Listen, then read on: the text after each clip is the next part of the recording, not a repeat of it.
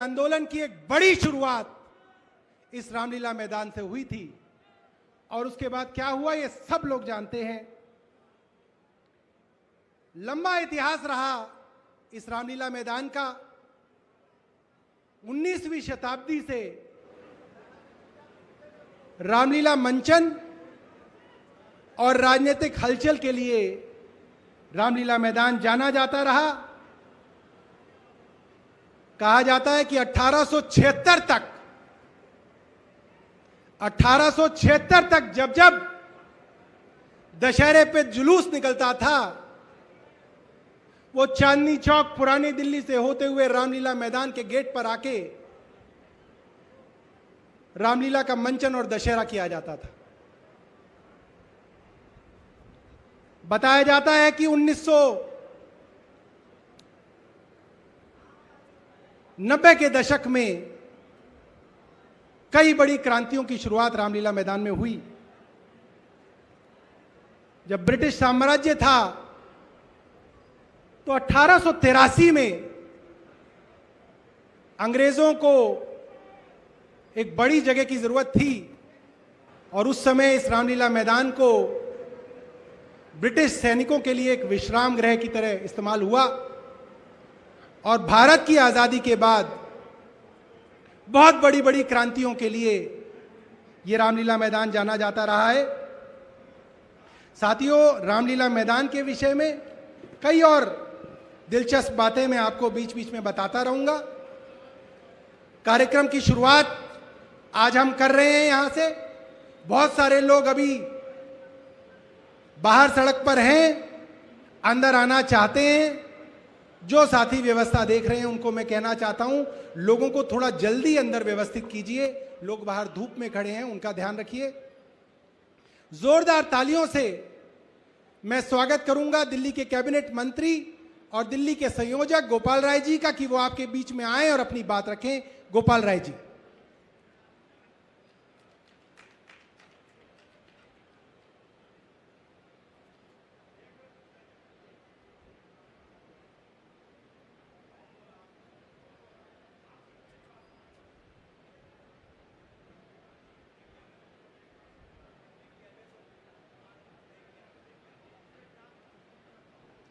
साथियों, हमारे गायक साथी की एक फरमाइश है कि उनका एक गाना जो वो खास तौर पे रामलीला मैदान के लिए आप हजारों लोगों के लिए लेके आए थे, वो गाना आपके बीच में रखना चाहते हैं। मैं चाहता हूं आप इनकी हौसला अफजाई जोरदार तालियों से कीजिए और वो अपना गाना आपके बीच में रखेंगे। एक देशभक्ति गीत आपके बीच में रखेंगे।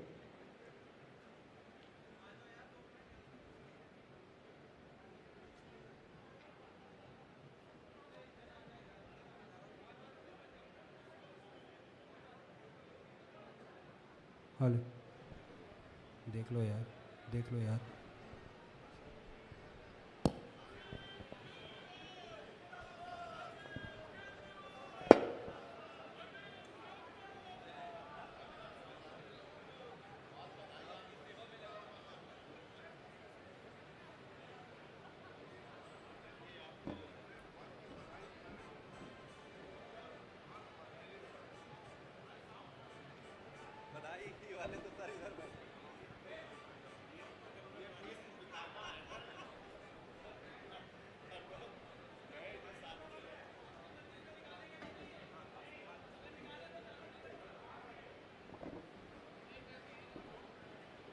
लोग सर गेट पे फंसे हुए हैं।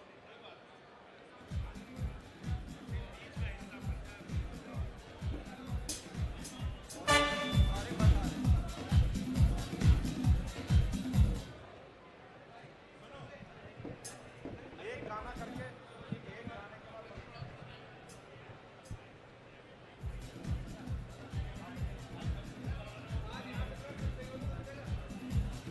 Hello hello.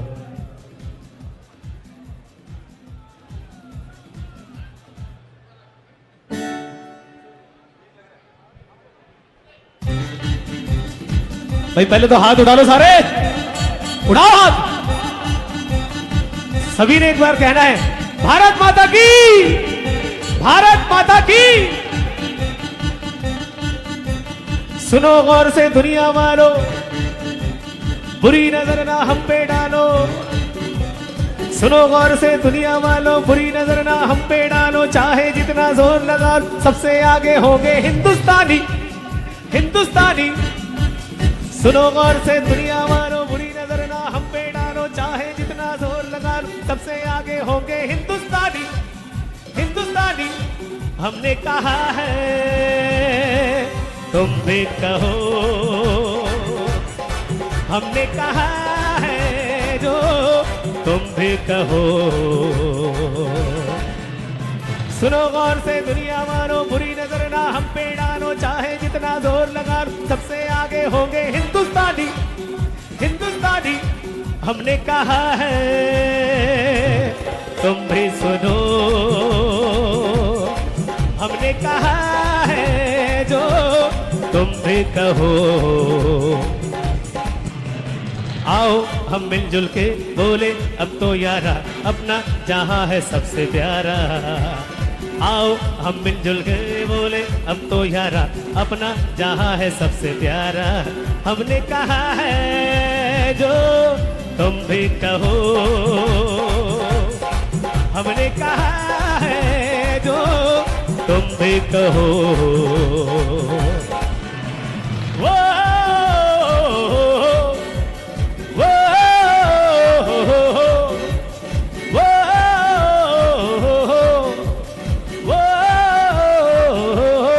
हमने कहा है तुम भी कहो, हमने कहा है जो तुम भी कहो।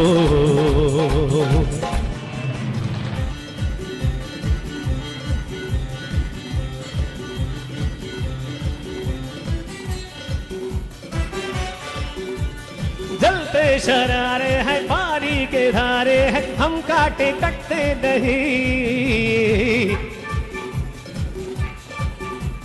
जो वादा करते हैं करके निभाते हैं, हम पीछे हटते नहीं।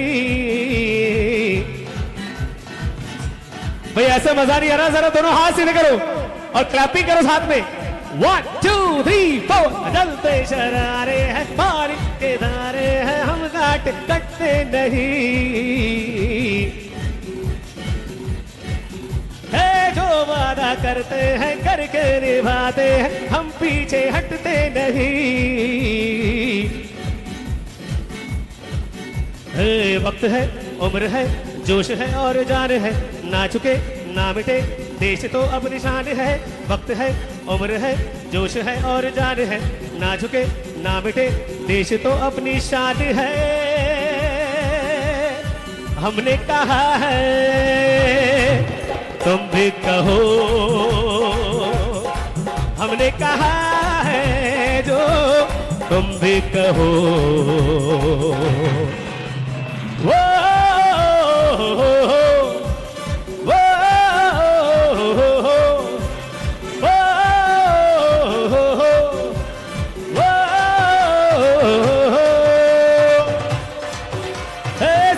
दिलों को मोहब्बत से बांधे जो हम ऐसी जंजीर है।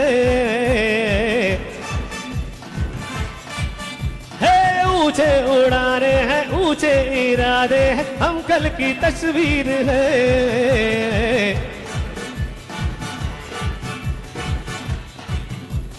सबके दिलों को मोहब्बत से बांधे वो हम ऐसी जंजीर है।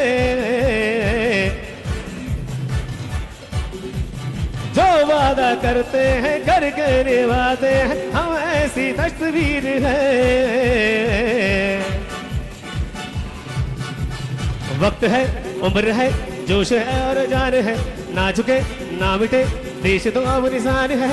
वक्त है, उम्र है, देश है और जान है, ना झुके ना मिटे देश तो अब निशान है। उठाओ जरा हाथ और कहो मेरे साथ, हमने कहा है तुम भी कहो। क्या बात है, एक बार सारे शोर मचाएंगे। भारत माता की नाम लेके, भारत माता की जय हो, जय हो, जय हो।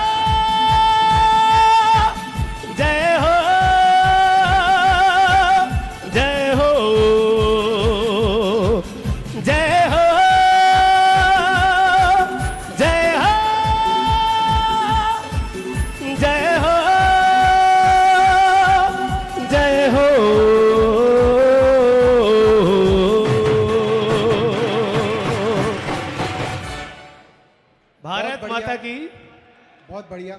अब मैं स्वागत करूंगा हमारे किराड़ी से विधायक और दिल्ली के उपाध्यक्ष भाई ऋतुराज जी आपके बीच में हैं। हमारे नजफगढ़ से विधायक और दिल्ली सरकार में कैबिनेट मंत्री भाई कैलाश गहलोत जी आपके बीच में हैं। दोनों का मैं स्वागत करना चाहता हूं। इसके साथ गुलाब सिंह जी मटियाला से हमारे विधायक और दिल्ली के उपाध्यक्ष हमारे बीच में हैं। और दोस्तों, मैं आपको बताना चाहता हूं, ये रामलीला मैदान बड़ी बड़ी क्रांतियों की जन्मभूमि रही है और कहा जा सकता है आजाद भारत का धर्म क्षेत्र कुरुक्षेत्र ये रामलीला मैदान ही रहा। और आज यहां पे एक बड़ी क्रांति की शुरुआत हम सब लोग करने जा रहे हैं। आप सब लोग इस क्रांति का हिस्सा हैं। और मुझे बार बार याद आता है, महाभारत में कहा गया कि कौरवों और पांडवों का राज्य को लेके झगड़ा था। हिस्सा सारा पांडवों का था, मगर फिर भी कौरवों और पांडवों के बीच में सामाजिक लोगों ने संधि कराई कि आप भाई भाई हो, थोड़ा राज्य आप रख लो, थोड़ा राज्य ये रख ले, थोड़ा राज्य कौरव रख लें, थोड़ा राज्य पांडव रख लें। और पांडवों को जो भी राज्य मिला, जो भी हक मिला, उसमें पांडवों ने हस्तिनापुर बसाया। और उस हस्तिनापुर का हक जो पांडवों को मिला, उसको भी कौरवों ने छल से, कपट से, बेईमानी से उस हस्तिनापुर को भी लूट लिया, उस हस्तिनापुर को भी छीन लिया। और फिर छल से, कपट से पांडवों को 12 साल के वनवास पे भेजा गया, 1 साल के अज्ञातवास पे भेजा गया। आज हमारे मनीष जी छल से, कपट से कारावास में हैं। आज वही महाभारत इस भारत में दोहराई जा रही है। छल कपट से लाए गए अध्यादेश से केंद्र सरकार ने दिल्ली के लोगों का हक छीना है। दिल्ली के लोगों को जो हक सुप्रीम कोर्ट की 5 जजों की संविधान पीठ ने दिया, उस हक को छीनने का काम किया है। और आज ये सारे लोग इस इतिहास के गवाह बन रहे हैं कि छल से, कपट से, बेईमानी से केंद्र सरकार ने दिल्ली के लोगों का हक छीना। और उस बात को आगे बढ़ाने के लिए जोरदार तालियों से स्वागत करिए दिल्ली के कैबिनेट मंत्री गोपाल राय जी का, जो आपके बीच में अब अपनी बात रखेंगे। गोपाल राय जी।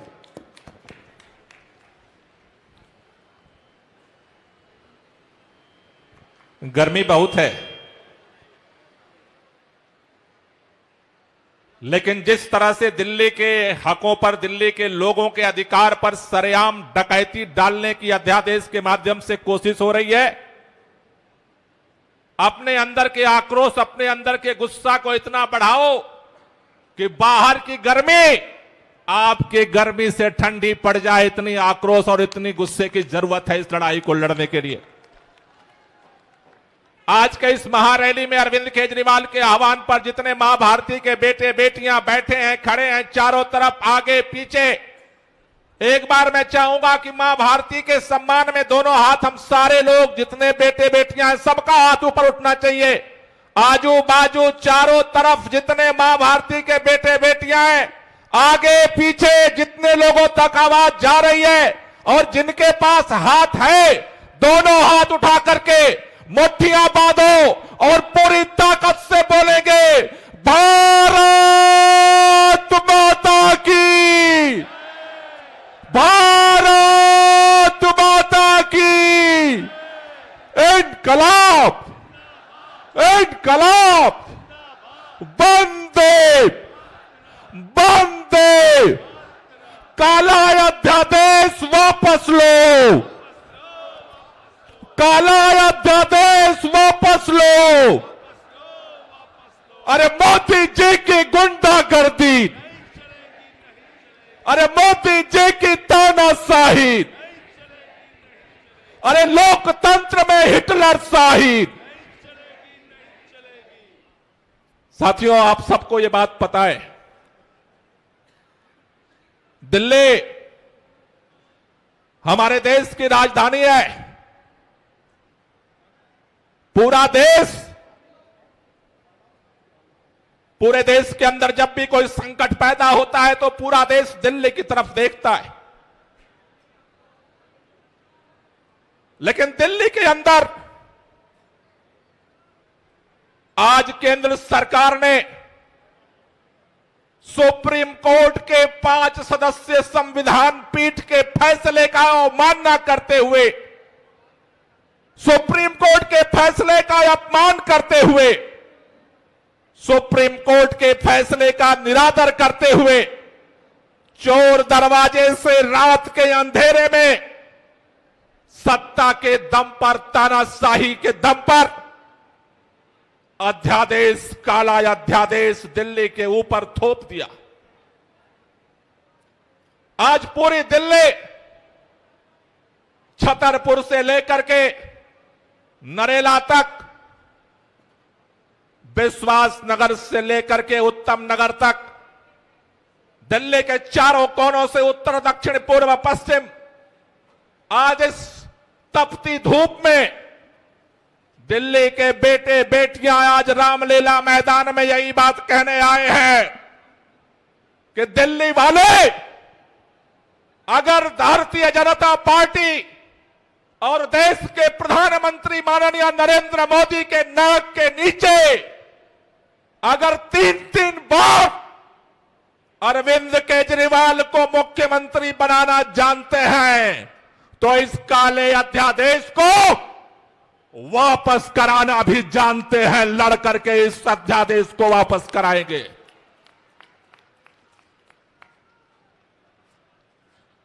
भारतीय जनता पार्टी के लोगों से पूछो, आपने सुप्रीम कोर्ट के फैसले को क्यों नहीं माना?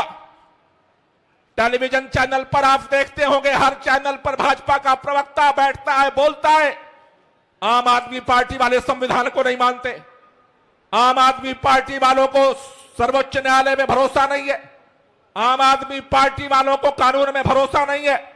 आम आदमी पार्टी वाले नहीं, आज पूरी दिल्ली रामलीला मैदान से भाजपा के सभी नेताओं से यह पूछना चाहती है, भाजपाइयों बताओ तुम्हें सर्वोच्च न्यायालय में भरोसा क्यों नहीं है? सर्वोच्च न्यायालय का निर्णय तुम लागू क्यों नहीं करना चाहते हो? इसका जवाब लेने के लिए आज पूरी दिल्ली इस रामलीला मैदान में इकट्ठा हुई है।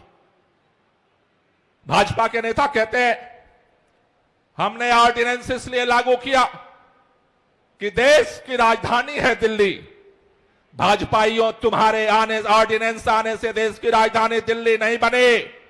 दिल्ली पहले भी थी, जब दिल्ली के संविधान के अंदर यह निर्णय लिया गया कि दिल्ली के लोग अपना वोट दे करके अपनी चुनी हुई सरकार बनाएंगे। उस दिन, जिस दिन कानून बना, उस दिन भी दिल्ली देश की राजधानी थी। तुम कहते हो कि देश के अंदर राजधानी है, इस राजधानी में उच्च आयोग है, पूरे दुनिया के प्रतिनिधि आकर के रहते हैं। अरे जब तुम काला अध्यादेश लेकर नहीं आए थे तब भी उच्च आयोग के लोग इसी दिल्ली में आते थे, रहते थे, और तुम्हारे अध्यादेश आने के बाद भी रहते हैं।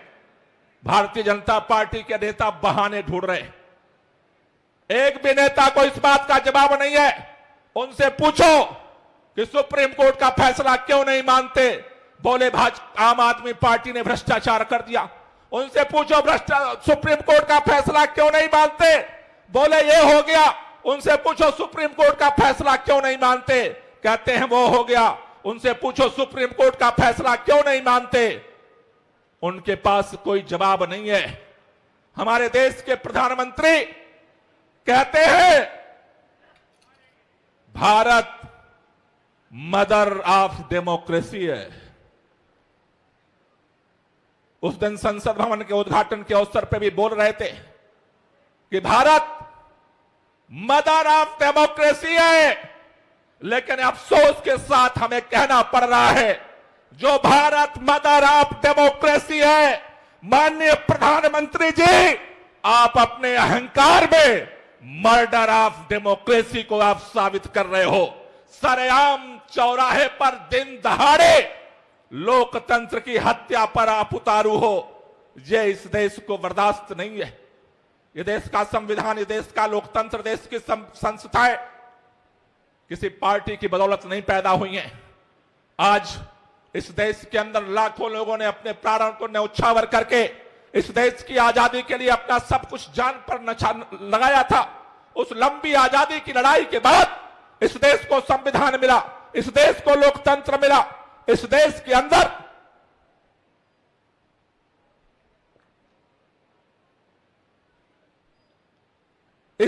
अंदर लाखों लोगों ने अपना लहू बहाया है, तब इस देश को लोकतंत्र मिला है, संविधान मिला है।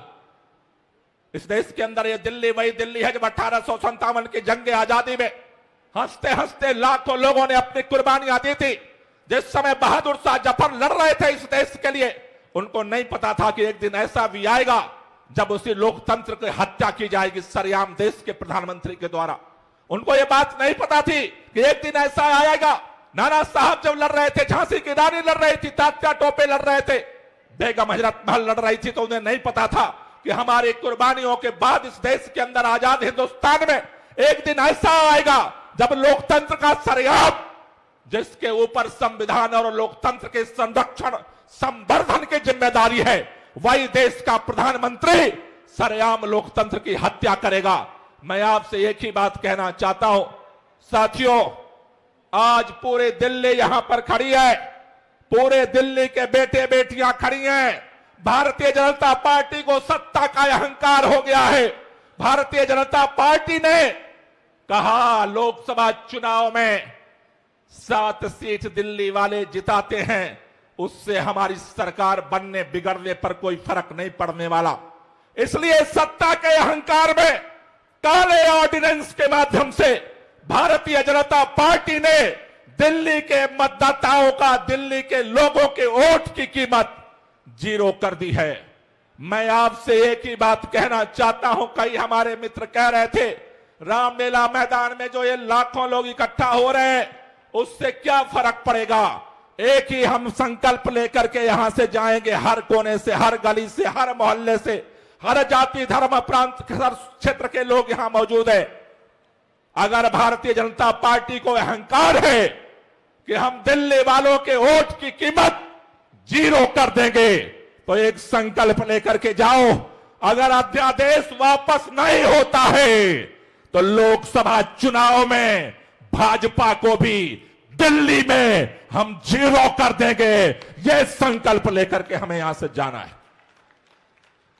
हम शांतिपूर्वक लड़ाई लड़ रहे हैं। हम सड़क पर आज यहां इकट्ठा हैं, सड़क से लेकर के संसद तक और सुप्रीम कोर्ट तक, तीनों तरफ इस लड़ाई को लड़ेंगे। अगर आपने आम आदमी पार्टी में विश्वास किया, अगर आपने अरविंद केजरीवाल में विश्वास किया है, तो यकीन मानो आपके मान सम्मान को कभी झुकने नहीं देंगे। कमर से स्वागत कीजिए आपके बीच में दिल्ली के लोकप्रिय मुख्यमंत्री, पंजाब के लोकप्रिय मुख्यमंत्री आपके बीच में है। एक बार जोरदार तालियों से स्वागत कीजिए सीनियर एडवोकेट श्री कपिल सिब्बल जी का, जो आपके बीच में है। साथियों, जब जब देश में संविधान की लड़ाई की बात की जाती है, संवैधानिक फैसलों के ऊपर कोई आवाज मुखरता से अपनी बात रखती है, और करीब 5 दशकों से देश की अदालतों के अंदर संवैधानिक मामलों में एक जुरिस्ट के तौर पे जाने माने कपिल सिब्बल जी हमारे बीच में हैं। जोरदार तालियों से उनका स्वागत कीजिए। हम उनका स्वागत करते हैं, धन्यवाद करते हैं कि वो आज समय निकाल के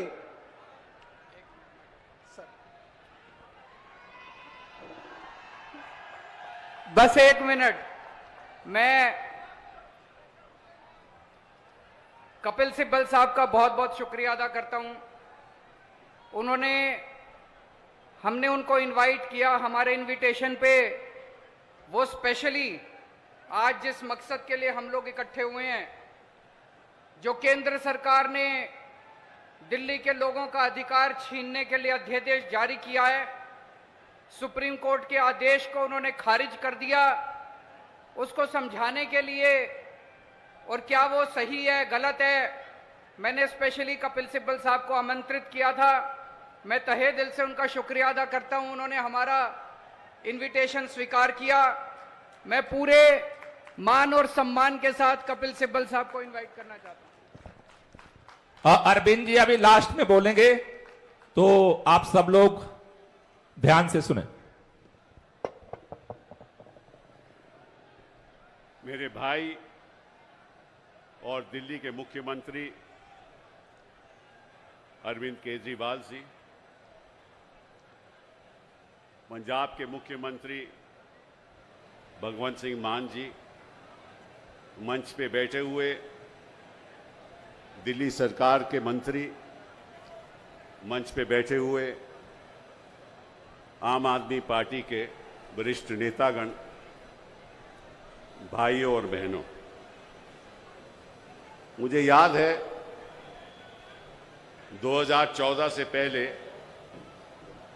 जब हम यूपीए सरकार में थे, उस समय अरविंद केजरीवाल जी हमारी मुखालफत करते थे और हमें लगता था कि गोदी मीडिया उनके साथ है। लेकिन समय बदल गया, सरकारें बदल गई, प्रधानमंत्री बदल गए और गोदी मीडिया भी शिफ्ट कर गया। अब गोदी मीडिया सरासर मोदी जी के साथ है। कई और चीजें भी बदल गई। उन्होंने कहा था कि आपने कांग्रेस को 60 साल दिए, केवल हमें 60 महीने दो कि हम हिंदुस्तान की कायाकल्प बदल देंगे, हिंदुस्तान को बदल देंगे, हिंदुस्तान को इतना प्रगतिशील बना देंगे, इतना प्रगतिशील बना देंगे कि विश्व देखता रह जाएगा। 60 महीने नहीं, उनको लगभग 120 महीने मिले और इन्होंने हिंदुस्तान का नक्शा बदल दिया। इनको केवल मीडिया ने, उन्होंने केवल मीडिया को गोदी मीडिया नहीं बनाया, सब संस्थाओं को गोदी बना दिया। चाहे वो इलेक्शन कमीशन हो, चाहे वो ईडी हो, चाहे वो सीबीआई हो, चाहे कोई भी संस्था हो, जुडिशरी के अलावा इन्होंने सबको अपनी गोदी में बैठा दिया। उसका नतीजा यह क्या हुआ कि लोकतंत्र खतरे में है, भाईचारा खतरे में है और जो इनकी मन मर्जी होती है वो ये करते हैं। आज मैं आपके सामने एक निर्दलीय सांसद के रूप में खड़ा हूं और मैं सोचता हूं और जानता हूं कि वक्त आ गया है कि सभी विपक्षी दलों को एकजुट होकर मोदी जी का सामना करना होगा। जिस तरह से मोदी जी शासन चला रहे हैं, मुझे नहीं लगता कि कोई भी सरकार बच पाएगी। आपको याद होगा कि हमेशा मोदी जी मंच पे कहते हैं कि मुझे एक डबल इंजन सरकार चाहिए। अब डबल इंजन सरकार का मतलब क्या है? उसका मतलब यह है कि हर प्रदेश में मेरी सरकार होनी चाहिए, केंद्र में मेरी सरकार हो, हर प्रदेश में मेरी सरकार हो, तभी तो डबल इंजन सरकार होगी। इसका मतलब लक्ष्य क्या है? लक्ष्य क्या है कि सारी ऑपोजिशन को खत्म करना, सारे प्रदेशों को अपने कब्जे में ले लेना, यही है लक्ष्य। लेकिन डबल इंजन सरकार बनेगी नहीं। मैं आपको आज एक बात बताना चाहता हूं कि ये सरकार डबल इंजन सरकार कभी हो ही नहीं सकती, केवल ये डबल बैरल सरकार है। डबल बैरल क्यों? कि एक बैरल तो ईडी और दूसरा बैरल सीबीआई। अब इन्होंने दिल्ली के साथ क्या किया, उस बात पे मैं अब आना चाहता हूं। आपने मुख्यमंत्री जी को चुना, दिल्ली सरकार में इतनी बहुमत के साथ आम आदमी पार्टी आई, लेकिन जब से आम आदमी पार्टी यहां शासन कर रही है तब से इनका इरादा यह है कि किसी तरीके से इस शासन को चलने ना दो। आपको मालूम है कि संविधान में, क्योंकि दिल्ली एक राजधानी है, इसलिए मैं सरल तरीके से आपको समझाना चाहता हूं। मैं कोई कानूनी बात नहीं करूंगा, लेकिन ऐसी बात करूंगा जो आप लोगों को समझ आए। संविधान हमारा यह कहता है कि 3 चीजें केंद्र सरकार के हक में होंगी, जिसके बारे में राज्य सरकार जो है, जो केजरीवाल की सरकार है, उसमें दखल अंदाजी नहीं हो सकती। पहला तो जमीन, लैंड। ये क्यों? क्योंकि अगर दिल्ली जो हमारी राजधानी है, वहाँ एक डेवलपमेंट होगी और किस तरह से मकान बनेंगे, किस तरह से इमारतें बनेगी, तो उसका सारा पावर जो है वो केंद्र सरकार को है, वो सही भी है। दूसरा, पुलिस। यहां कोई दंगे हो जाएं, यहां कोई फसाद हो जाए, तो क्योंकि राजधानी है, पुलिस की पावर भी केंद्र सरकार को होगी। और तीसरा, पब्लिक ऑर्डर, जिसको हम कहते हैं सार्वजनिक व्यवस्था। जहां तक पब्लिक ऑर्डर का भी सवाल है, वो भी पावर केंद्र सरकार को होगी। इसके अलावा कोई पावर केंद्र सरकार को नहीं होगी। केंद्र सरकार का हमेशा यह प्रयास रहा है कि किसी तरीके से भी सारी पावर खुद में समेट लें और जो आपकी चुनी हुई सरकार है उसको जीरो बना दें। हमेशा से ये इनका लक्ष्य रहा है, लेकिन जनता इनके साथ है। जनता भाजपा के साथ नहीं है, जनता मोदी जी के साथ नहीं है, जनता के अरविंद केजरीवाल के साथ है। ये बात इनको गले में अटकी हुई है। तो इन्होंने क्या किया, इन्होंने केस कर दिया सुप्रीम कोर्ट में और ये कहने लगे कि जो भी ब्यूरोक्रेट हैं, जो भी अधिकारी हैं, वो भी हम चुनेंगे। लेजिस्लेटिव असेंबली क्यों दी? अगर आपने सारी पावर ही अपने हाथ में रखनी है तो फिर आप इसको यूनियन टेरिटरी की तरह चलाना चाहते हो। आपको मालूम है कि चंडीगढ़ यूनियन टेरिटरी है, आपको मालूम है कि कई ऐसी जगह हिंदुस्तान में है जो यूनियन टेरिटरी रही हैं और वहां कोई असेंबली नहीं है। असेंबली बनाने का मतलब क्या था? असेंबली बनाने का यही मतलब था ना कि जो लोग चाहें वही काम हो, लेकिन यहां लगता है कि जो मोदी जी चाहते हैं वही काम होना चाहिए। ये तो ना तो जनता को स्वीकार होगा, ना हमारे लोगों को स्वीकार होगा, ना हमारी देश की जनता को स्वीकार होगा। तो इन्होंने बड़ा प्रयास किया, सुप्रीम कोर्ट पे मामला गया। पहले 5 जजेस ने फैसला किया, उसके बाद दोबारा फैसला हुआ, दोबारा 5 जजेस का फैसला हुआ और इन्होंने कोशिश ये की कि लेफ्टिनेंट गवर्नर को द्वारा जो भी, देखिए किसी भी मंत्री के नीचे एक सेक्रेटरी होता है, जो भी मंत्री और जो भी सरकार के फैसले होते हैं उन फैसलों का पालन सेक्रेटरी को करना पड़ता है।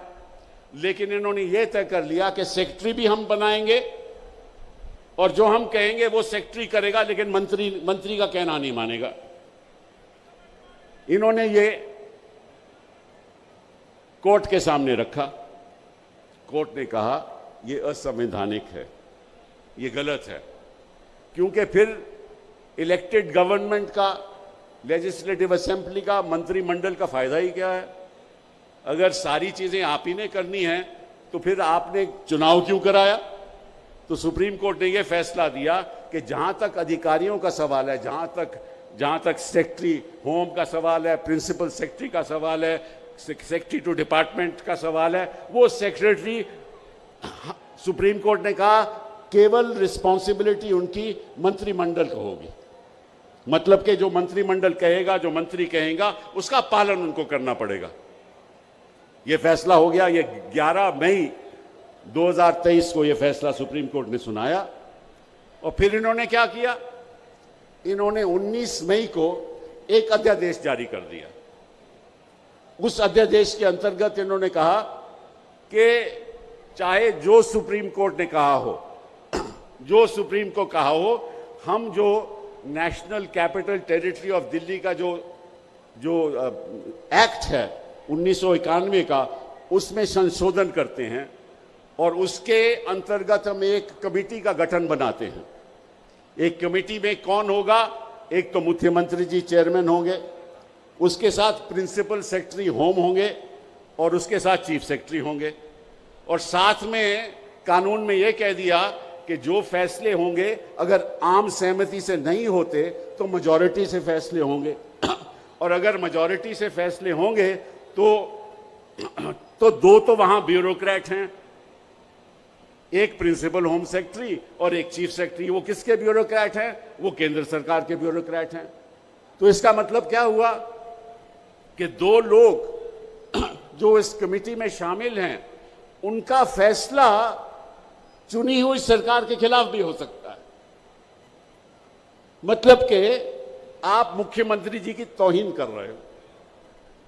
अगर मुख्यमंत्री जी का फैसला नहीं चलने वाला तो फिर इसका मतलब यही हुआ कि ब्यूरोक्रेसी ही दिल्ली चलाएगी। इसका मतलब जो मुख्यमंत्री जी कहेंगे उसकी बात नहीं मानी जाएगी, और अगर बात नहीं मानी जाएगी और अवैध हो कुछ, तो उसके बाद जो लेफ्टिनेंट गवर्नर है वो अपने तौर पे खुद फैसला करेगा। ते पावर सारी लेफ्टिनेंट गवर्नर को दे दी। अगर आम सहमति नहीं हो तो मंत्रिमंडल को जीरो कर दिया, चीफ मिनिस्टर को जीरो कर दिया, पावर ब्यूरोक्रेट्स को दे दी और फैसला केंद्र सरकार करेगी। तो फिर आपने काहे को असेंबली बनाई, काहे को आपने चुनाव दिया, काहे को आपने मंत्रिमंडल बनाया? ये कौन सा मजाक हो रहा है हिंदुस्तान में? ये संविधान का मजाक हो रहा है? ये किस किस्म के कानून हैं? और आपको मालूम है कि सुप्रीम कोर्ट ने कई फैसलों ने कहा है कि आप सुप्रीम कोर्ट का फैसला अध्यादेश द्वारा, कानून द्वारा रद्द नहीं कर सकते। वो उनके हक में नहीं है। ये फैसला सुप्रीम कोर्ट ये रद्द नहीं कर सकते। तो मुझे मालूम है कि आप सरकार ने सुप्रीम कोर्ट में याचिका भी दायर की है कि इस अध्यादेश को रद्द करना चाहिए, जो असंवैधानिक है। तो मुझे उम्मीद है कि सुप्रीम कोर्ट इसको रद्द करेगी, इसको खत्म करेगी, क्योंकि मैं समझता हूं कि जो अध्यादेश ये कह दे कि जो चुनी हुई सरकार है उसके निर्णय नहीं माने जाएंगे, तो इसका मतलब ये हुआ कि जो ब्यूरोक्रेट कहता है उसके कहने माने जाएंगे। तो इसका मतलब कि असेंबली का कोई मतलब ही नहीं हो। केवल यही नहीं, हर एक मंत्रिमंडल के अंदर एक ब्यूरोक्रेट होता है, एक सेक्रेटरी होता है, उसकी भी नियुक्ति ये लोग करेंगे। उसके हक क्या होंगे ये भी ये लोग करेंगे। और अगर इसमें भी कोई मतभेद हो कमेटी में तो वो भी फैसला लेफ्टिनेंट गवर्नर करेगी। आज मैं यहां आया हूं, इसलिए आया हूं कि मैं समझता हूं कि जब भी संविधान पे आक्रमण होता है तो हम लोगों को इकट्ठा होकर खड़ा होना चाहिए। मैं एक निर्दलीय सांसद हूं, मैं किसी पार्टी से जुड़ा नहीं हूं।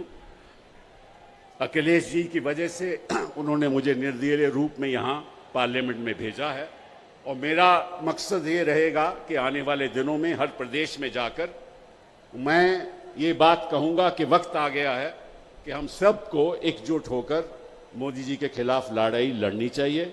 मैं आज आपको एक मन की बात बताना चाहता हूं। मोदी जी हमेशा बच्चों को मन की बात बताना चाहते हैं, मैं भी आपको मन की बात बताना चाहता हूं। वो ये है कि जनता इनको पसंद नहीं करती,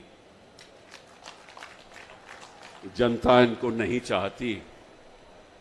जनता कहती है काफी हो गया, आपको बड़ा वक्त दे दिया, आप तो एक अमीरों के प्रधानमंत्री हैं, आम जनता के मामलों में तो आप दखलंदाजी नहीं करते। जनता पिस रही है। मैं आपको सच बात बताऊं कि आज के दिन में कौन सा ऐसा विभाग है जिसमें आम आदमी का फायदा हुआ हो? इस देश में 10% लोगों की जो संपत्ति है, 10% लोगों की जो संपत्ति है, वो देश के जो 76% संपत्ति है वो 10 लोगों के पास है। 76%। 80 करोड़ लोग यहां 10,000 से कम पर माह कमाते हैं। तो ये कौन सा देश है? किसकी बात आप कर रहे हो?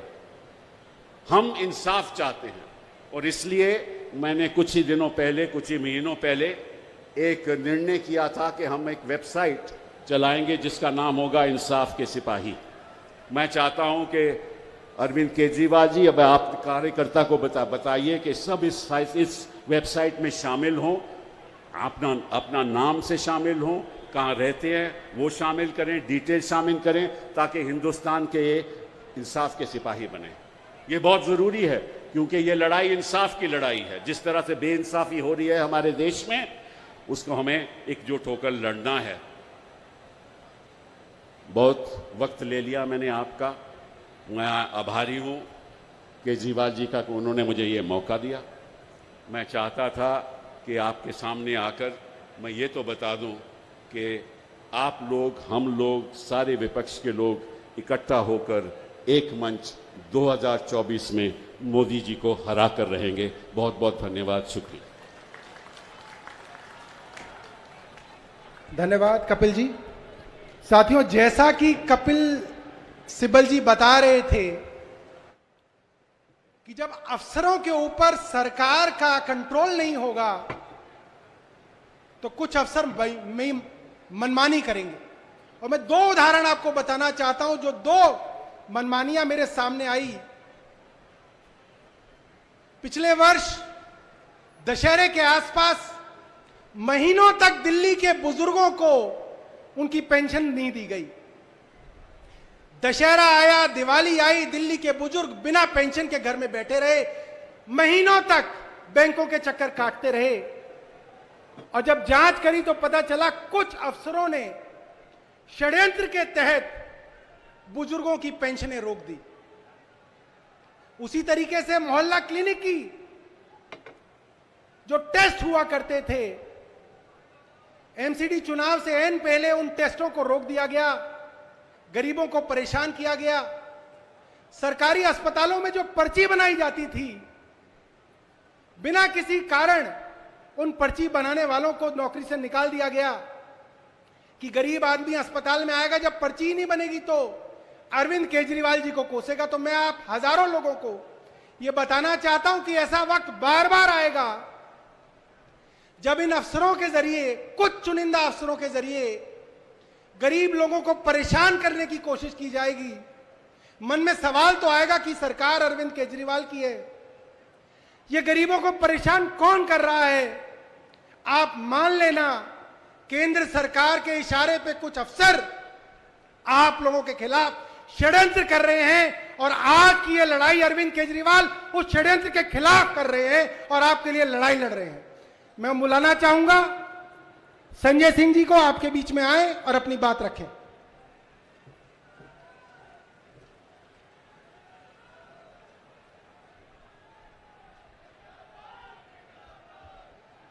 दिल्ली के माननीय मुख्यमंत्री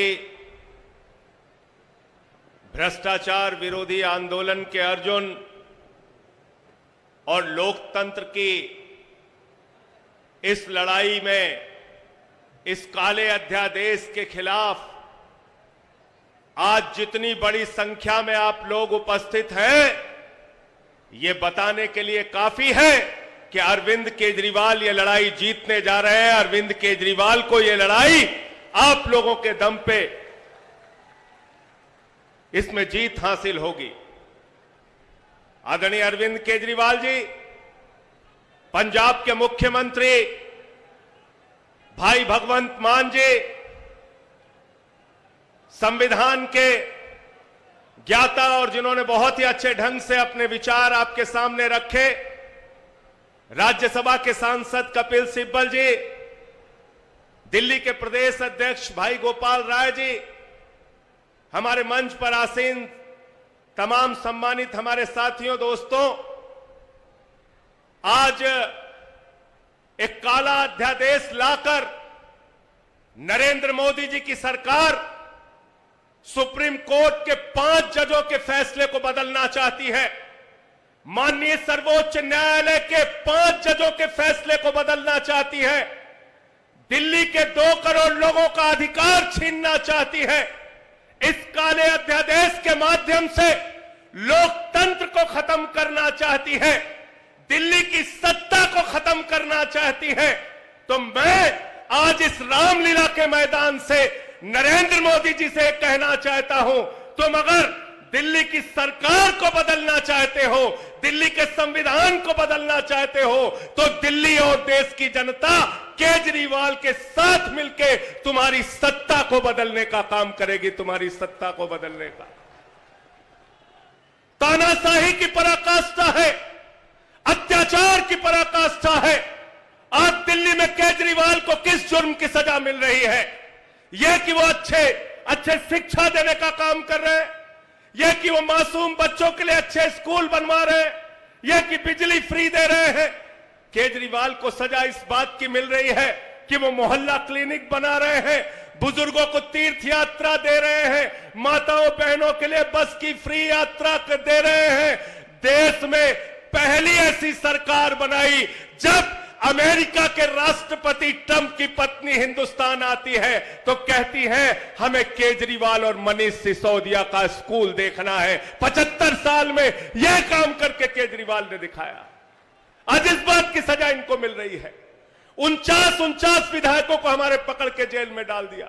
भाई मनीष सिसोदिया जी जेल में है, सत्येंद्र जैन जी बड़ी मुश्किल से जमानत पे बाहर आए, 36 किलो उनका वजन कम हो गया। साथियों, आप देखेंगे तो आंख से आंसू आ जाएगा। हमारे मंत्रियों को, हमारे विधायकों को, पार्टी के नेताओं को, अरविंद केजरीवाल को अपनी तानाशाही से दबाने का जो जुर्म नरेंद्र मोदी जी कर रहे हैं, इस काले अध्यादेश के माध्यम से मैं कहना चाहता हूं, आइए हम सब मिलके इस सरकार के चेहरे को काला करने का काम करें। हम सब मिलके इसके चेहरे को काला करने का काम करेंगे। साथियों और दोस्तों, ज्यादा लंबी बात नहीं करूंगा। आपको भगवंत मान जी को और आदरणीय अरविंद केजरीवाल जी को सुनना है। बस एक ही बात कहना है, पूरे देश में इस आंदोलन को बढ़ाना होगा, लेकिन कतई भी ये मंजूर नहीं है कि दिल्ली के 2 करोड़ लोगों का अधिकार छीना जाए। और इस अधिकार को अगर छीना गया तो सड़क से लेके संसद तक लड़ाई होगी। राज्यसभा में जब ये बिल आएगा तो इस बिल को सारी विपक्षी पार्टियों के साथ मिलकर गिराने का काम हम लोग करेंगे। राज्यसभा में ये बिल पास नहीं होने देंगे। बहुत बहुत शुक्रिया, बहुत बहुत धन्यवाद। इंकलाब, आम आदमी, आम आदमी।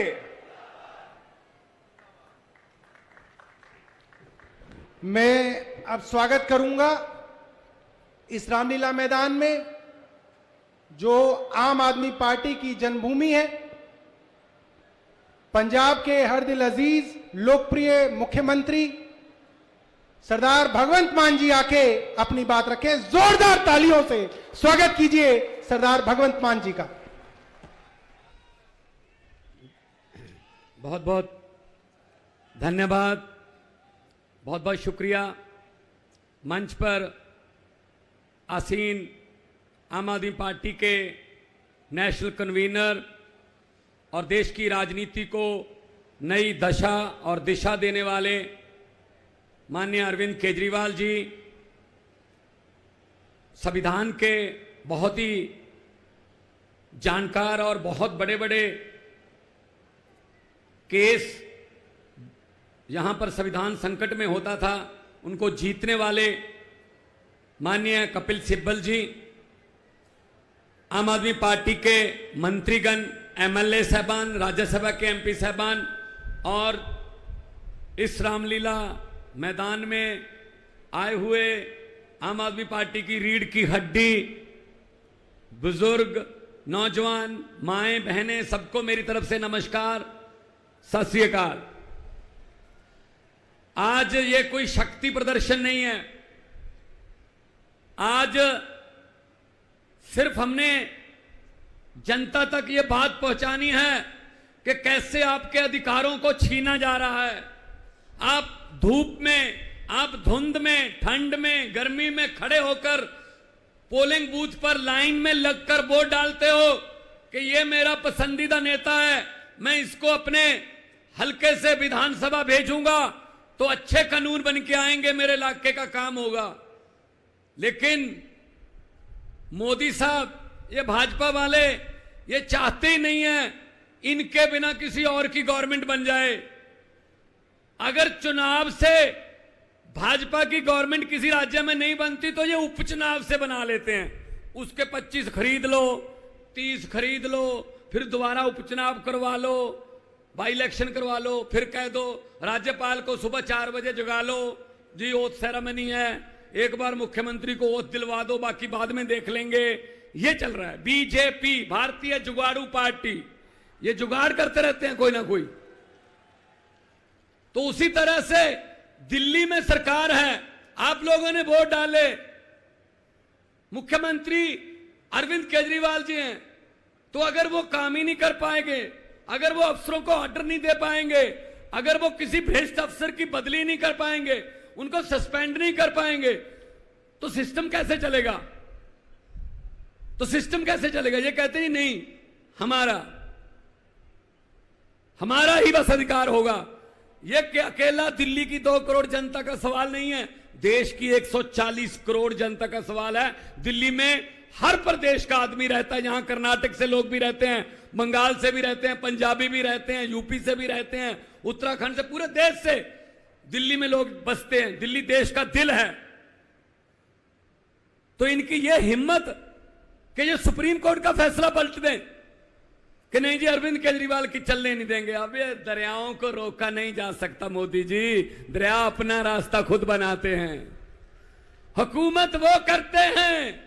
ये आज का इकट्ठ देखकर अरविंद केजरीवाल जी, मैं आपके लिए बोल रहा हूं कि हुकूमत वो करते हैं जिनका दिलों पर राज होता है। यूं कहने को तो मुर्गे के सर पे भी ताज होता है। आप दिलों पर राज कर रहे हैं, इसीलिए इस 42 डिग्री टेम्परेचर में लोग आए हैं। अभी 15-20 हजार लोग आ रहे हैं रास्ते में, बसें बहुत दूर दूर तक खड़ी हैं। ये प्यार है, ये अरविंद केजरीवाल जी के लिए, ये आम आदमी पार्टी के लिए आपका प्यार है। इसी प्यार की वजह से हमारे हौसले बुलंद हैं। हम पूरे देश में गए, जहां जहां गए आप लोगों के अधिकारों की बात की और हमें समर्थन मिल रहा है। ये ऐसा कपिल सिब्बल जी, ये तो फिर भी चलो इन्होंने कर रखा है कि एलजी है, ये फुल स्टेट है पंजाब।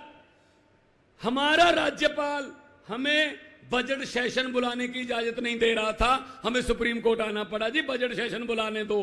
सुप्रीम कोर्ट ने कहा बजट सेशन होगा, इजाजत दो। बजट सेशन के पहले 4-5 दिन पहले मंत्रिमंडल की मीटिंग होती है, जो सरकार की प्राप्तियां होती हैं, उपलब्धियां होती हैं, वो लिखकर गवर्नर को दी जाती हैं कि मेरी सरकार ने ये किया, मेरी सरकार ने ये किया। तो उसने कहा हाउस में आके, कहता मैं इसमें मेरी सरकार नहीं कहूंगा। मैंने कहा फिर किसकी सरकार है? कहता माई गवर्नमेंट नहीं कहूंगा। मैंने कहा जी मुझे सुप्रीम कोर्ट जाना पड़ेगा फिर दोबारा। You have to say that, ये मंत्रिमंडल द्वारा पास किया हुआ भाषण है, you have to read it word by word. बोला भाई साहब, फिर बोलना पड़ा। तो ये हर स्टेट के कोई ना कोई डिक्का, कोई ना कोई अड़चन करते रहते हैं, ये नहीं चलेगा। तो आज की ये अध्यादेश को बचाने की, ये लोकतंत्र को बचाने की रैली है। कहने को तो हम biggest democracy of the world हैं, लेकिन है लोकतंत्र? कहीं पे लोकतंत्र बचा है? भाई साहब, जनता को इकट्ठा होना पड़ेगा। 140 करोड़ लोगों को इकट्ठे होके देश को बचाना पड़ेगा। ये देश शहीद आजम भगत सिंह, राजगुरु सुखदेव, चंद्रशेखर आजाद, अशफाकुल्लाह, सुभाष चंद्र बोस, हजारों शहीदों ने कुर्बानियां लेके ये देश लेके दिया था। ये किसी के बाप की जगीर नहीं है कि मैं ही इस पे राज करूंगा, मैं ही इस पे राज करूंगा।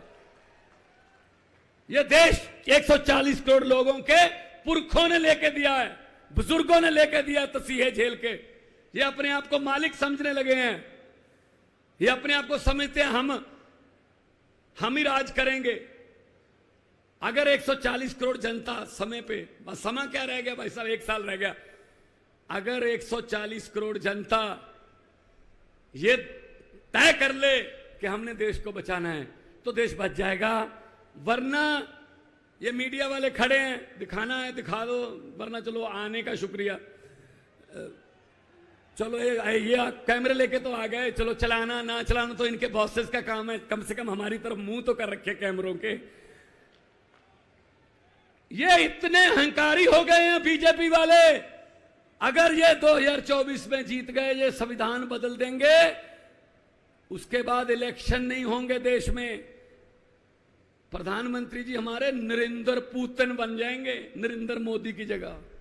उन पुतिन ने भी ये कर रखा है कि 35 साल में ही रहूंगा राष्ट्रपति, ये आने वाला नरेंद्र पुतिन है। अब देश को जागना पड़ेगा। तो ये डराते हैं, अरे इसी मैदान से शुरू हुए थे, इसी ग्राउंड से शुरू हुए थे, जन्मभूमि है आम आदमी पार्टी की। ये हमें मजाक करते थे, अरविंद केजरीवाल जी को मजाक करते थे, सड़कों पर बैठकर कानून नहीं बनते, जीत कर आइए, जीत कर आइए। हम जीत कर आ गए, ये सड़कों पर बैठे हैं। अब ये कुदरत है, वक्त है, ये वक्त बहुत बड़ी चीज है। ये राजाओं से भीख मंगा देता है वक्त, ये भिखारियों के सर पे ताज टिका देता है वक्त। वक्त बहुत बड़ी चीज है।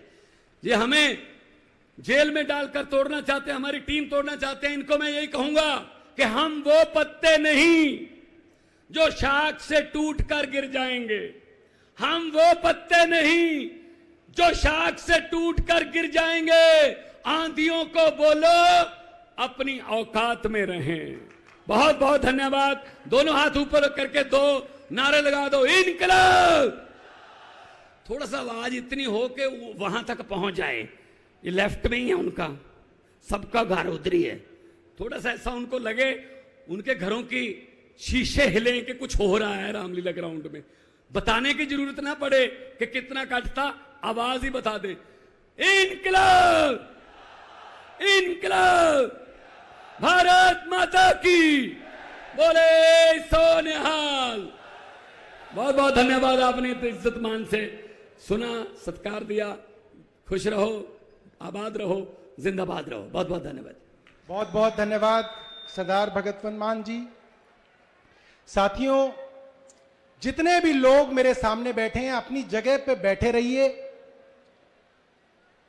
अपनी अपनी जेब से मोबाइल फोन निकालिए, बैठे रहिएगा, खड़े मत होइएगा, वरना पीछे वाला आदमी जो है देख नहीं पाएगा। ये लाखों हजारों की भीड़ जो सामने बैठी है, आप सब लोग दूत हैं अरविंद केजरीवाल जी के, आम आदमी पार्टी के। और जो बात यहां पे सुनेंगे, वो बात वापस जाके घरों में, मोहल्लों में, गलियों में, चाय की दुकान पे इसकी चर्चा करनी है। पूरी दिल्ली को बताना है कि यहां पे क्या बात हुई। तो सभी साथी अपना अपना मोबाइल फोन निकालिए, अपना अपना फेसबुक खोलिए, फेसबुक पे लाइव का बटन थाम के बैठिए। कोई साथी अपनी जगह से खड़ा ना हो, अपनी अपनी जगह पे बैठे रहिए। हजारों लोग जो यहां पे बैठे हैं, उनको आज अरविंद केजरीवाल जी के इस भाषण को फेसबुक लाइव करके देश और दुनिया के कोने कोने में पहुंचाना है। आप सब लोग तैयार हैं? तैयार हैं? तो मैं जोरदार तालियों के साथ स्वागत करूंगा आम आदमी पार्टी के राष्ट्रीय संयोजक और दिल्ली के लोकप्रिय मुख्यमंत्री अरविंद केजरीवाल जी आपके बीच में आए और अपनी बात रखें।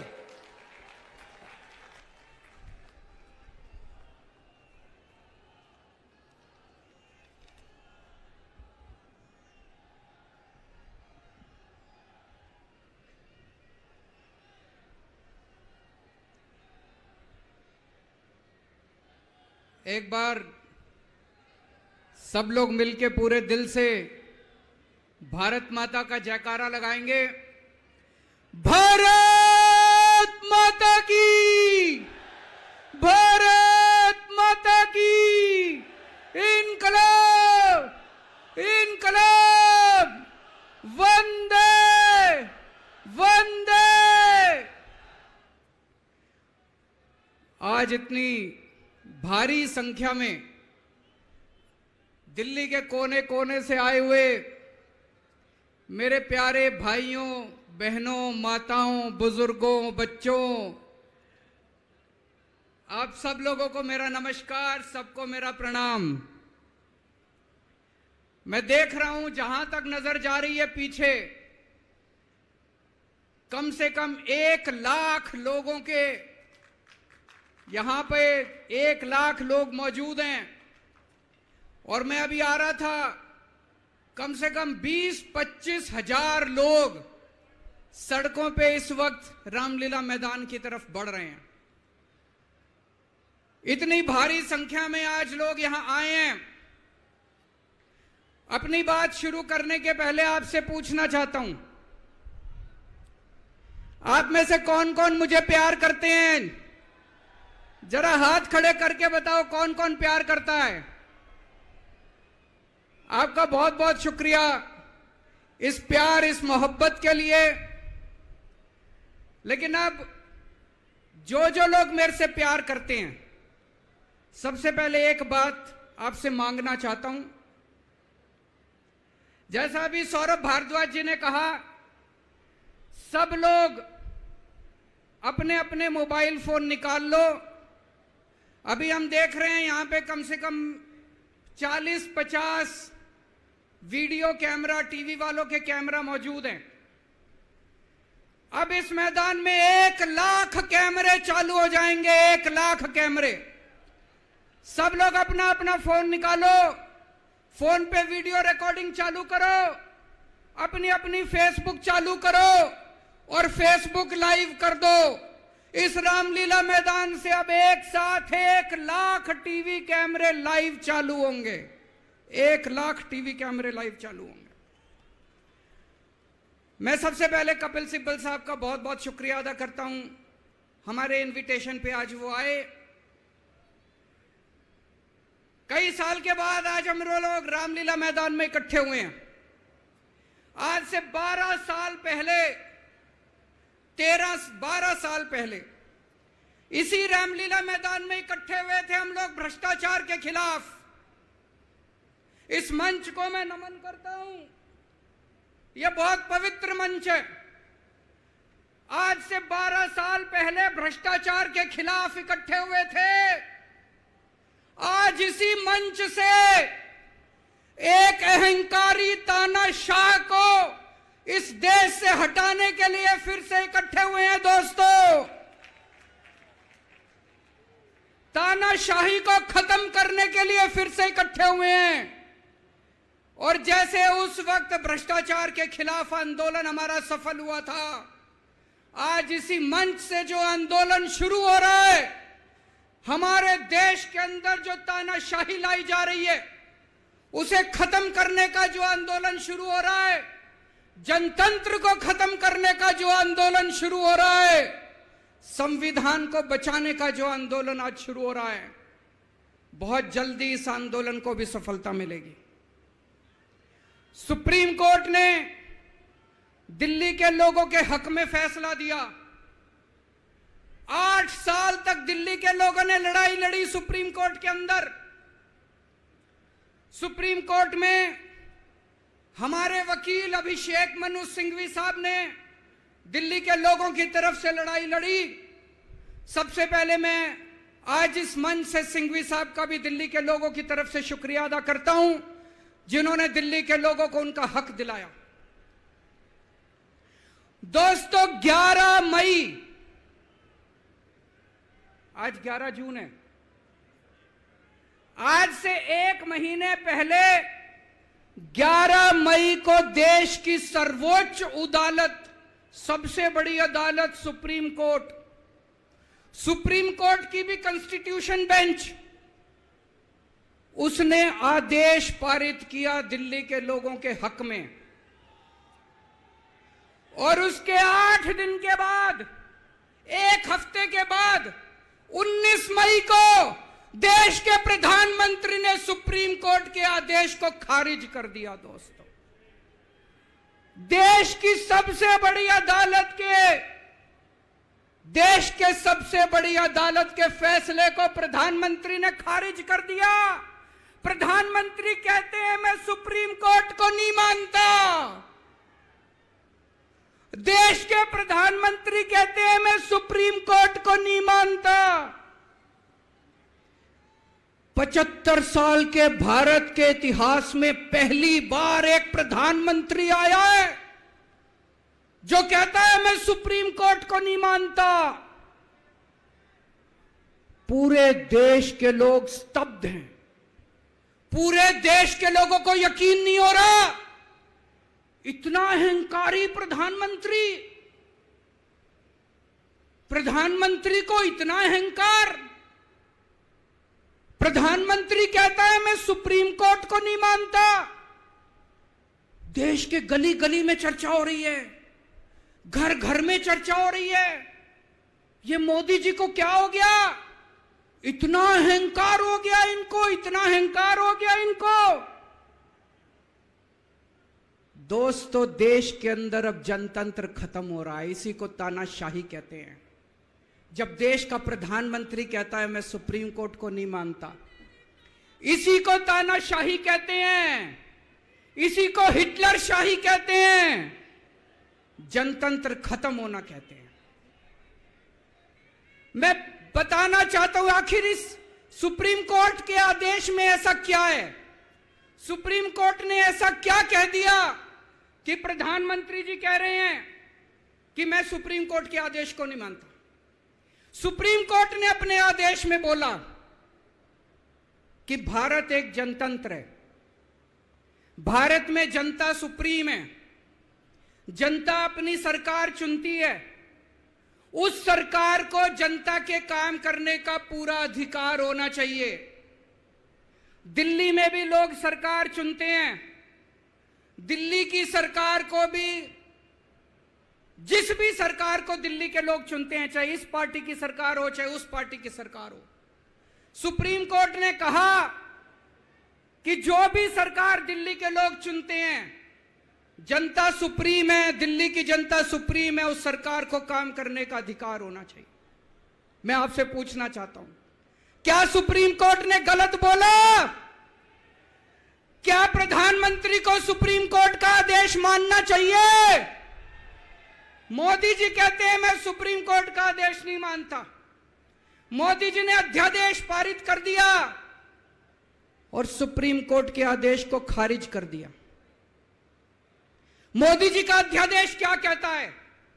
प्रधानमंत्री जी ने यह जो अध्यादेश पारित किया, यह क्या कहता है? मोदी जी का अध्यादेश कहता है कि अब दिल्ली के अंदर जनतंत्र नहीं होगा, अब दिल्ली के अंदर तानाशाही चलेगी, अब दिल्ली के अंदर जनता सुप्रीम नहीं है, अब दिल्ली के अंदर एलजी सुप्रीम होगा। अब दिल्ली के अंदर चाहे जनता जिसको मर्जी वोट दे, चाहे जनता जिसकी मर्जी सरकार बनाए, प्रधानमंत्री जी कहते हैं सरकार तो मैं ही चलाऊंगा, मेरी तानाशाही चलेगी। अब जनता सुप्रीम नहीं है, जनता की नहीं चलेगी, जनता की सरकार की नहीं चलेगी। प्रधानमंत्री जी कहते हैं एलजी के जरिए मैं सरकार चलाऊंगा। 26 जनवरी 1950 को हमारे देश का संविधान लागू हुआ। बाबा साहब अंबेडकर ने संविधान बनाया। बाबा साहब अंबेडकर ने अपने संविधान में लिखा कि इस देश के अंदर जनतंत्र होगा, जनता सुप्रीम होगी। आज प्रधानमंत्री जी ने भारत के संविधान के पर खच्चे उड़ा दिए। प्रधानमंत्री जी ने भारत का संविधान बदल दिया। प्रधानमंत्री जी कहते हैं अब जनता सुप्रीम नहीं होगी, अब एलजी सुप्रीम होगा। जनता सुप्रीम नहीं होगी, अब प्रधानमंत्री सुप्रीम होगा।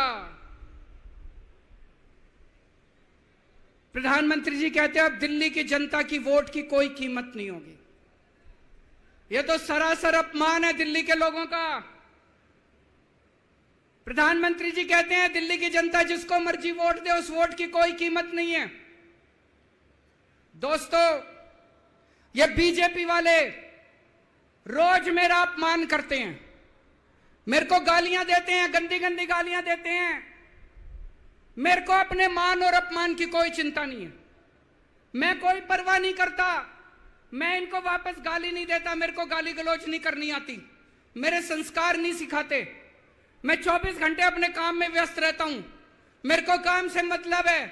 आप लोगों ने मेरे को इतना मौका दिया, इतनी जिम्मेदारी है, 24 घंटे काम करता हूं। ये लोग मेरे को जितनी मर्जी गाली दे लें, लेकिन इस बार इन लोगों ने आपका अपमान किया है, आपकी वोट की कीमत, आपका वोट का अपमान किया है। यह मैं बर्दाश्त नहीं कर सकता, आपके अपमान को मैं बर्दाश्त नहीं कर सकता, इसको किसी हालत में नहीं होने देंगे। दिल्ली के लोगों के वोट का जो इन्होंने अपमान किया है, मोदी जी ने तमाचा मारा है दिल्ली के लोगों को, इसको बर्दाश्त नहीं कर सकते, इसको ठीक करा के रहेंगे, इस अध्यादेश को खारिज करा के रहेंगे, सुप्रीम कोर्ट के आदेश को पालन करा के रहेंगे। करेंगे कि नहीं करेंगे?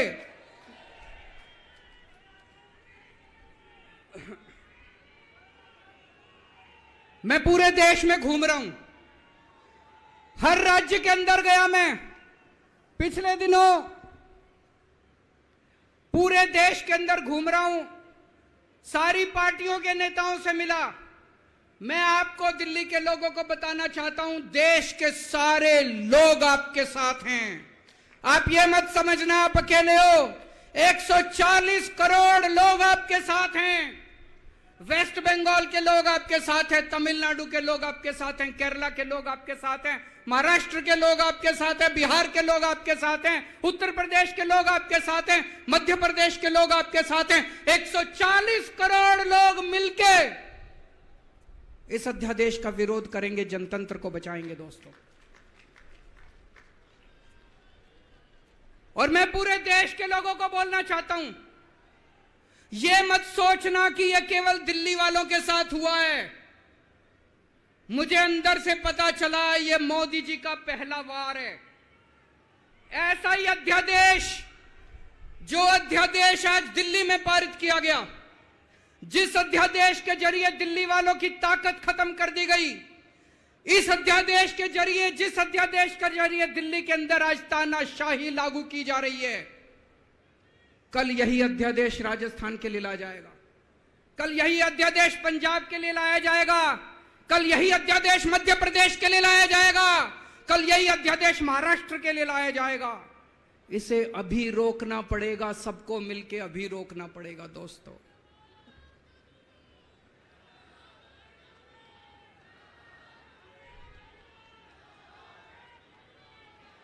मोदी जी दिल्ली वालों के पीछे क्यों पड़े हैं? दिल्ली वालों के पीछे क्यों पड़े हैं मोदी जी? 2015 में दिल्ली के लोगों ने 7 एमपी की सीट मोदी जी को जिता दी, मोदी जी को प्रधानमंत्री बनाया और मोदी जी को कहा आप देश संभालो। और दिल्ली में 70 में से 3 सीट बीजेपी को दी, 3 सीट, 67 सीट आम आदमी पार्टी को दी। और दिल्ली के लोगों ने कहा केजरीवाल जी आप दिल्ली संभालो।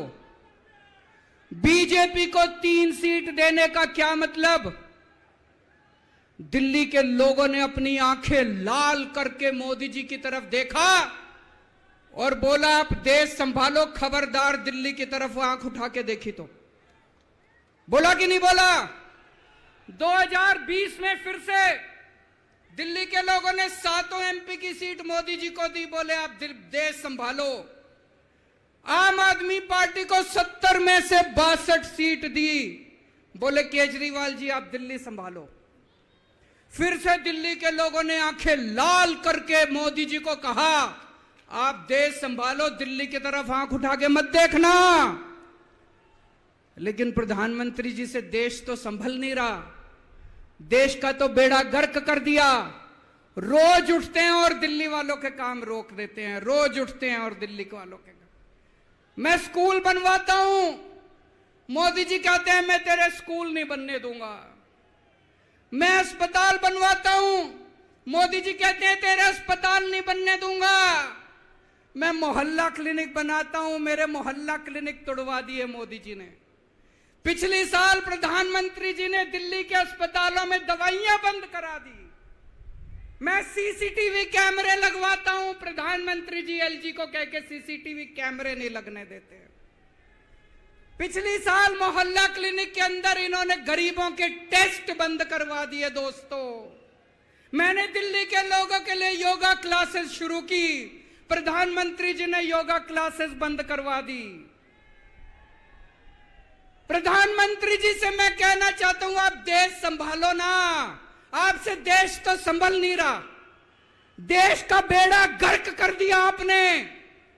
चारों तरफ इतनी महंगाई हो रही है, पेट्रोल 100 रुपए लीटर पहुंच गया, डीजल 90 रुपए लीटर पहुंच गया, दूध महंगा हो गया, सब्जियां महंगी हो गई, एलपीजी का सिलेंडर 1000 रुपए के ऊपर हो गया। इनको समझ ही नहीं आ रहा महंगाई कैसे, इनको चौथी पास राजा को समझ ही नहीं आ रहा कि देश कैसे संभाले। एक दिन कहते हैं 2000 का नोट आएगा, 5 साल बाद कहते हैं 2000 का नोट जाएगा। अरे इनको समझ ही नहीं है। आप लोगों ने कोई समझदार प्रधानमंत्री बनाया होता, कम से कम ये तो बता देगा 2000 का नोट आएगा कि जाएगा। चारों तरफ बेरोजगारी फैली हुई है, इनको समझ ही नहीं आ रहा बेरोजगारी कैसे दूर करें। चारों तरफ भ्रष्टाचार फैला हुआ है, इनको समझ ही नहीं आ रहा भ्रष्टाचार दूर कैसे करें। जीएसटी की वजह से व्यापारियों का बेड़ा गर्क हुआ पड़ा है, इनको समझ ही नहीं आ रहा जीएसटी को कैसे ठीक करें। पूरे देश का रेलवे में मेरी आप लोगों से गुजारिश है, एक टेस्ट करके देखना। कोई second class AC, third AC, second class की टिकट खरीद लेना, सेकंड क्लास स्लीपर की। एक बारी रेल में जाके देखो इन्होंने रेलवे का क्या हाल कर दिया। पूरी रेलवे का बेड़ा गर्क कर दिया। अच्छा खासा चलता हुआ रेलवे इन्होंने बेड़ा गर्क कर दिया इन लोगों ने। 2002 में प्रधानमंत्री जी गुजरात के मुख्यमंत्री बने। 12 साल गुजरात के मुख्यमंत्री रहे। पिछले 9 साल से देश के प्रधानमंत्री हैं। 21 साल हो गए मोदी जी को राज करते करते, 21 साल। 2015 में मैं दिल्ली का मुख्यमंत्री बना। मेरे को 8 साल हो गए दिल्ली पे राज करते करते। आज मैं चैलेंज करता हूं और देश की जनता को अपील करता हूं, मोदी जी के 21 साल, मेरे 8 साल, दोनों के देख लो किसने ज्यादा काम किया। केजरीवाल ने ज्यादा काम करा। केजरीवाल ने 8 साल में ज्यादा काम करा कि मोदी जी ने 21 साल में ज्यादा काम करा। अरे इनसे काम तो होता नहीं है। देश के अंदर जो अच्छा काम करता है उसको रोकने की कोशिश करते हैं। ये आज दिल्ली के सारे अच्छे काम रोकना चाहते हैं। मोदी जी के पास तो फुल पावर थी 21 साल, मेरे को तो इन्होंने काम भी नहीं करने दिए, हर काम में टांग अड़ाया। फिर भी मेरे 8 साल उठा के देख लो, कितने स्कूल बनवा दिए, कितने अस्पताल बनवा दिए, लोगों का इलाज मुफ्त कर दिया, लोगों के बच्चों को पढ़ाई दे रहे हैं अच्छी, बिजली मुफ्त कर दी। मैंने बिजली मुफ्त करी। मोदी जी कह रहे हैं फ्री की रेवड़ी बांट रहा है। अरे गरीबों के हाथ में अगर 4 रेवड़ी रख दी तो कौन सा बुरा हो गया। मोदी जी आपने तो रेवड़ी नहीं, पूरा का पूरा रेवड़ा उठा के अपने दोस्त को दे दिया। पूरा का पूरा देश उठा के अपने दोस्त को दे दिया। पूरा की पूरी केंद्र सरकार उठा के अपने दोस्त को फ्री में दे दी। मैंने तो 4 रेवड़ी रखी थी एक एक हाथ में, गरीबों के हाथ में, आपने तो रेवड़ा ही उठा के दे दिया सारा का सारा। अब लोग प्रधानमंत्री जी से पूछने लगे हैं कि केजरीवाल ने इतने स्कूल बना दिया, आपने क्या किया। उनके पास कोई जवाब नहीं है। अभी पिछले साल मैं गुजरात का चुनाव लड़ने गया, वहां पे हर आदमी, गुजरात के हर आदमी के मुंह पे था, अरविंद जी आपने स्कूल इतने अच्छे कर दिए, आपने दिल्ली में स्कूल बच्चों की शिक्षा इतनी अच्छी कर दी। तो एक दिन प्रधानमंत्री जी ने सोचा कि मैं भी जाके स्कूल में फोटो खिंचवाऊंगा। पूरे गुजरात में ढूंढने से उनको एक स्कूल नहीं मिला जिसमें मोदी जी फोटो खिंचवा ले। एक स्कूल, 30 साल से गुजरात में बीजेपी की सरकार है, एक स्कूल नहीं मिला। इनको एक स्टूडियो के अंदर टेंट लगा के एक क्लास, फर्जी क्लास बनानी पड़ी। 10 बच्चे बुलाए, डेस्क लगाए, वहां पे मोदी जी एक बच्चे के साथ बैठे और उन्होंने फोटो खिंचवाई। अब लोग प्रधानमंत्री जी से पूछने लगे कि केजरीवाल ने इतना काम कर दिया, आपका काम कहां है? तो अब मोदी जी ने तय किया मैं केजरीवाल को काम नहीं करने दूंगा। उन्होंने मनीष सिसोदिया को उठा के जेल में डाल दिया। उनको लगा मनीष सिसोदिया को जेल में डालने से शिक्षा के काम रुक जाएंगे। उन्होंने सतिंदर जैन को उठा के जेल में डाल दिया। उनको लगा सतिंदर जैन को जेल में डालने से मोहल्ला क्लिनिक बंद हो जाएंगे, अस्पताल बंद हो जाएंगे। मैं प्रधानमंत्री जी को बोलना चाहता हूं, हमारे पास एक मनीष सिसोदिया नहीं है, हमारे पास 100 मनीष सिसोदिया हैं। हमारे पास एक सतिंदर जैन नहीं है, हमारे पास 100 सतिंदर जैन है। आप एक को जेल में डालोगे, हमारा दूसरा आ जाएगा काम करने के लिए, काम नहीं रुकेगा दोस्त। जब इनको जेल में डालने से काम नहीं चला तो अब ये ऑर्डिनेंस लेके आए हैं और ऑर्डिनेंस से ये सारा काम रोकना चाहते हैं। दोस्तों, आज दिल्ली के लोग मुसीबत में हैं। दिल्ली के लोगों के ऊपर यह अध्यादेश थोपा जा रहा है। आपने पिछली बार 7 MP को वोट दिया था, कहां है वो सातों के सातों? अपने घर में दुबक के बैठे हैं। वो बीजेपी के गुलाम है, वो आपके नहीं है, आपके सगे नहीं है, वो बीजेपी के गुलाम है। आपको कल को मुसीबत आती है तो केवल आपका बेटा, आपका भाई केजरीवाल आपके साथ खड़ा है, वो कभी खड़े नहीं होंगे। दोस्तों,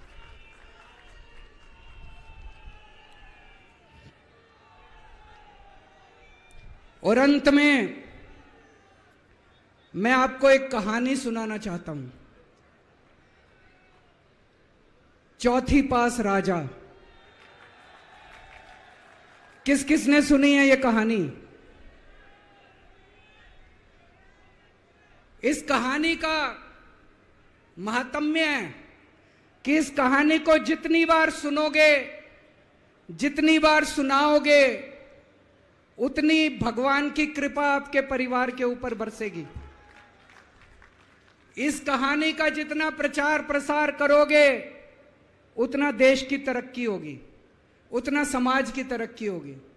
तो जिन लोगों ने कहानी सुनी है वो भी बड़े ध्यान से दोबारा सुनना, अच्छे से सुनना और इसका खूब प्रचार प्रसार करना। यह कहानी एक राजा की है, एक चौथी पास राजा की कहानी है, एक अहंकारी राजा की कहानी है, एक भ्रष्टाचारी राजा की कहानी है। आप लोगों ने राजा और रानी की कई कहानियां सुनी होंगी। इस कहानी में राजा तो है, रानी नहीं है।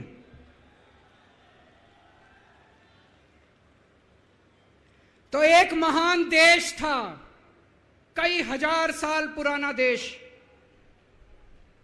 उस देश के एक गांव में एक बच्चा पैदा हुआ, बहुत गरीब घर में एक बच्चा पैदा हुआ।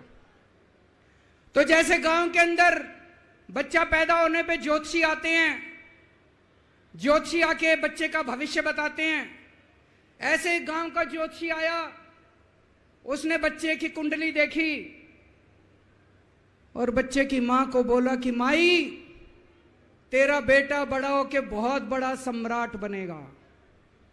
माई को समझ नहीं आया, मैं इतनी गरीब, मेरा परिवार इतना गरीब, मेरा बेटा सम्राट कैसे बनेगा।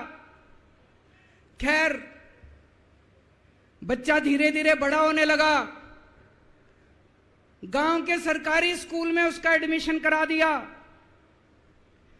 उसका पढ़ने लिखने में मन नहीं लगता था। पढ़ते पढ़ते क्लास करते करते चौथी में आके उसने नाम कटवा लिया। उसका पढ़ाई लिखाई में मन नहीं लगता था। बगल में, गांव के बगल में एक रेलवे स्टेशन था। घर में बहुत गरीबी थी। वो बच्चा वहां स्टेशन पे जाके चाय बेचने लगा।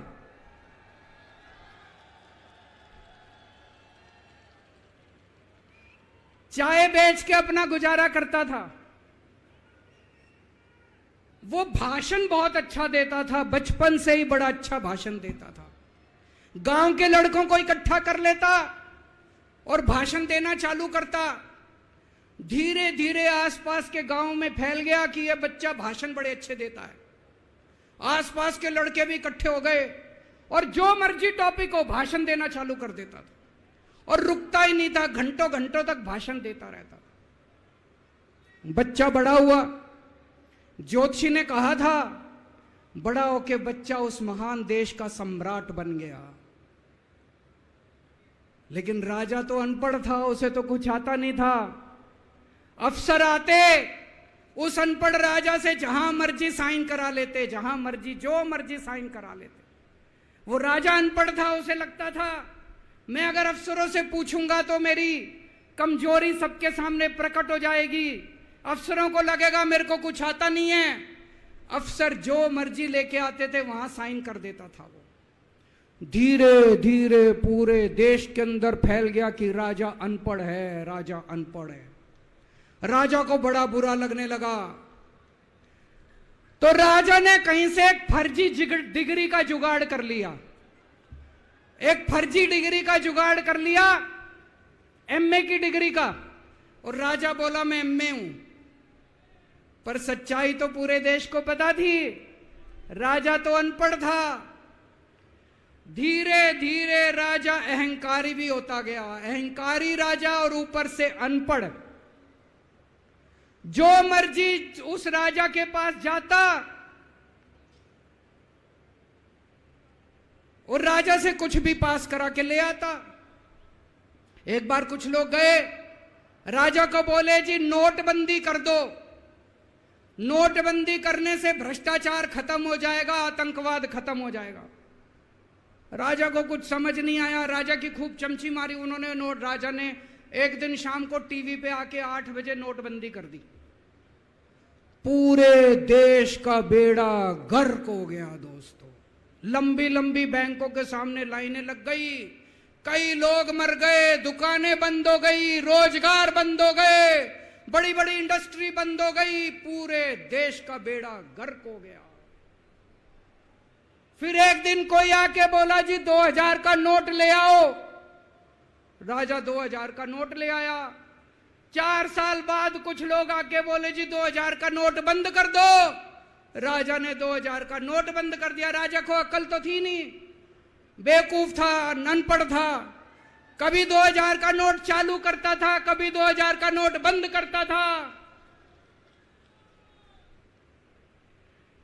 एक बार कुछ लोग आके बोले जी ये किसानों के कानून बना दो, इस कानून से किसानों का भला होगा। राजा ने कानून बना दिए। पूरे देश के किसान सड़कों पे उतर आए। 750 किसान मर गए आंदोलन में। और 1 साल के बाद राजा को वो तीनों कानून वापस लेने पड़े। एक बार उस देश के अंदर बहुत बड़ी महामारी फैल गई। चारों तरफ महामारी फैल गई, लोग मरने लगे। किसने आके बोला जी थाली बजवाओ तो देश ठीक हो जाएगा। तो राजा ने पूरे देश में थाली और चम्मच बजवा दिए। महामारी तो नहीं बची, महामारी तो फैली रही। किसी ने आके कहा जी डॉक्टरों की जरूरत पड़ेगी, दवाइयों की जरूरत पड़ेगी, इंजेक्शन की जरूरत पड़ेगी, तब महामारी रुकेगी। राजा अपने दोस्तों का बड़ा ख्याल रखता था। उसके दोस्त थे। एक दोस्त ने 10,000 करोड़ रुपए चोरी कर लिए। राजा ने उसको देश से भगा दिया। दूसरे दोस्त ने 20,000 करोड़ चोरी कर लिए। राजा ने उसको भी देश से भगा दिया। पर एक दोस्त ऐसा था जिससे राजा की ज्यादा ही दोस्ती थी। कौन था? उसको उन्होंने सारे एयरपोर्ट बेच दिए, सारे जहाज बेच दिए, सारे सी पोर्ट बेच दिए, उन्होंने आसमान बेच दिया, जमीन बेच दी राजा ने, खदाने बेच दी। उस दोस्त पे राजा मेहरबान था। राजा का एक और दोस्त था। वो दोस्त इतना गंदा था कि उसने कुछ अंतर्राष्ट्रीय खिलाड़ी महिलाओं के साथ बदतमीजी करी, लेकिन राजा ने दोस्ती नहीं छोड़ी। मजाल जो उस दोस्त के ऊपर कोई आंच आ जाए, राजा उस दोस्त के साथ खड़ा रहा, लेकिन उसने खिलाड़ियों का समझ। राजा का एक और दोस्त था। उस दोस्त ने किसानों के ऊपर गाड़ी चढ़ा दी, रौंद दिया, कुचल दिया किसानों को। राजा ने अपनी दोस्ती नहीं छोड़ी। इस बात पे तो दाद देनी पड़ेगी कि राजा दोस्तबाज था, एक नंबर का दोस्तबाज था। चारों तरफ अत्याचार हो गया, चारों तरफ देश के अंदर इनके अपने लोग जो थे वो बलात्कार करने लगे, गलत काम करने लगे, हाहाकार मच गया। जो राजा के खिलाफ बोलता, राजा उसको पकड़ के जेल में डाल देता। एक दिन एक पत्रकार ने कार्टून बना दिया राजा के खिलाफ, उस पत्रकार को उठा के जेल में डाल दिया। एक दिन एक किसी पत्रकार ने उनके खिलाफ कुछ लिख दिया, उसको पकड़ के जेल में डाल दिया। जो राजा के खिलाफ बोले उसका बेड़ा गर्क। कोई जज अगर उस राजा के खिलाफ ऑर्डर करता था, राजा उसको बख्शता नहीं था। चारों तरफ अत्याचार, महंगाई, बेरोजगारी। ऊपर आसमान में देवता ये सब देख रहे थे कि पृथ्वी के ऊपर कितना घनघोर अत्याचार हो रहा है। सारे देवता इकट्ठे हुए, देवताओं ने मीटिंग करी। सारे देवता मिलकर शिवजी महाराज जी के पास गए और कहा, महाराज कुछ करो, पृथ्वी के ऊपर अन्याय हो गया, अत्याचार हो गया, चारों तरफ बलात्कार, चारों तरफ हाहाकार मचा हुआ है, जनता परेशान हो रही है। पृथ्वी जी, शिवजी महाराज जी ने अपनी तीसरी आंख खोली और दोस्तों यहां प्रचंड पृथ्वी के ऊपर अजीब अजीब घटनाएं घटने लगी। उज्जैन के अंदर महाकाल की 6 सप्तऋषियों की बड़ी बड़ी 10 फुटा भारी भारी मूर्तियां थी। एक दिन बारिश और तूफान आया और 6 की 6 मूर्तियां टूट गई। लोगों ने कहा बड़ा अपशकुन हो रहा है, बड़ा अपशकुन हो रहा है। एक दिन एक ट्रेन एक्सीडेंट हो गया, 250 से ज्यादा लोगों की मौत हो गई। लोगों ने कहा बड़ा अपशकुन हो रहा है। और एक दिन घनघोर बारिश आई, तूफान आया, ऊपर से आकाशवाणी हुई। सारे देश की जनता को भगवान ने कहा कि आप महान देश के लोग हो, क्या कर रहे हो, उठो, खड़े हो जाओ और इस अहंकारी राजा के खिलाफ सब लोग मिलकर आवाज उठाओ। भगवान आपके साथ है। और उसके बाद दोस्तों सोई हुई जनता जाग गई और 1 साल के अंदर उस अहंकारी राजा का राजपाट जनता ने उखाड़ के फेंक दिया।